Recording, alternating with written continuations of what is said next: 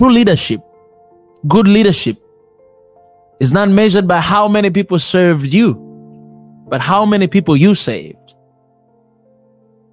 How many people you served and how many people you saved. If we're failing to save lives of our brothers and sisters, there's no leadership. Maybe you might argue with me. Do you think we're going to stop these killings from happening? Yes. If last time I came here to talk about the same number of people that were killed by United Nations peacekeepers, if we listened and if we kicked them out, 48 people would have still been alive today. This number of people would still be alive today. But we don't listen. Not Congolese government, not African Union, not EAC, not no leader in Africa. Listen to what we are saying. I don't need to be a leader for you guys to listen. I don't need to have a certain amount of power for you guys to listen. I don't need to be a court of justice for you guys to listen. What are you guys doing? If our people are dying, what are you leaders doing? Does these lives of people matter nothing to you? If you're not fighting for our people, what are you doing in the government?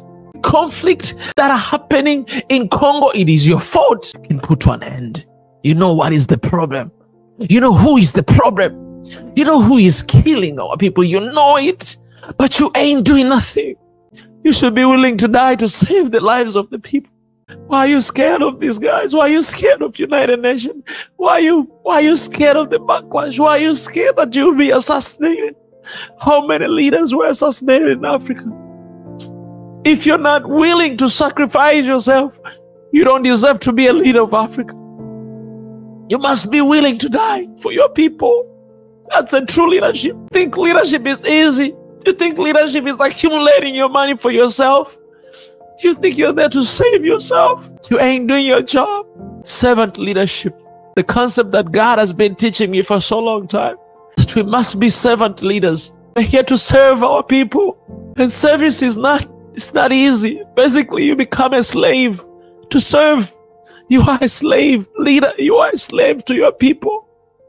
The people of your country are your masters. Leader, you're supposed to be a slave to your people. You serve your people. You must serve your people. Serving people, it means sometimes you're going to have to give your life for them.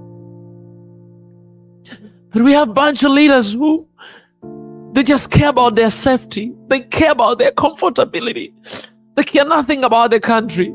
You're there, but you care nothing about your people. You're going to answer before God. If this is my last speech on earth to speak today, I want you to remember this one thing, that you're going to give you an account before God because you're not doing what you're called to do.